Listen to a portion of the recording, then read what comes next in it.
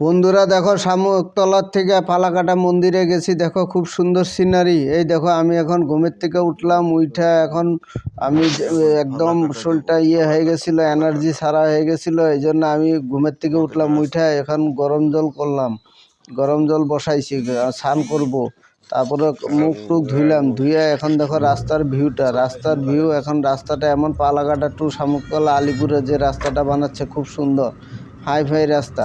এই দেখো মন্দিরে পৌঁছাইলাম, মন্দিরে পৌঁছায় আমি এখন এই যে চারো সাইডে মন্দিরের যে ভিউটা আছে, সুন্দর যে ভিউটা, ওইটা আমি নিলাম। এই যে মন্দিরটা দূরের থেকে নিছি, মন্দিরটা দেখো কৃষ্ণ মন্দির, খুব সুন্দর মন্দির। এই পাশে আছে একটা মহাকাল মন্দির, যে নিচে গাছের উপরে চাল আছে, কিন্তু চারিদিকে ডাল গেছে। একটা মন্দিরটাও দেখতে খুব সুন্দর লাগে। এই যে দেখো রাধাকৃষ্ণ মন্দিরের এই যে কৃষ্ণ ঠাকুরের ফটোটা দেখা যাচ্ছে, খুব ভালো ফটো, ভালোই লাগে দেখো।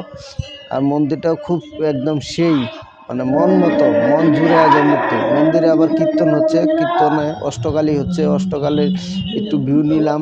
তা তা তা তা ধিং তা এগুলো করতেছে, ওইসব জিনিসগুলো এগোলাম। কি করব, এনার্জি নাই, এত টাইম ধরে গেছি, এনার্জিটা তো থাকতে লাগবে শরীরে। এই যে অষ্টপ্রহর হয়েছে, অষ্টপ্রহর শেষ হয়ে অষ্টকালী শুরু হয়েছে, অষ্টকালীর গান হইতেছিল, আমি একটু শুনলাম, গান গাজনা শুনলাম, শুনে টুনে একটু বাইরে আসলাম। বাইরে এসে যে মহাকাল মন্দিরের আর রাধাকৃষ্ণ মন্দিরের যে সাইডগুলো আছে, নদীর পার তো খুব সুন্দর ভিউজ আছে, একদম দেখতেও সুন্দর লাগে, মজা, মন জুড়ায় যাবে। যদি পারো, যদি বন্ধুরা কোনো সময় যাবা মন্দিরে গেলে দেখবা তোমার মনটা শান্তি লাগবে, একদম রিল্যাক্স, ভালোই লাগবে একদম। এই যে গাছটাও দেখো, এই যে লাস্টে আমি গাছটা দেখাইলাম। এন্ড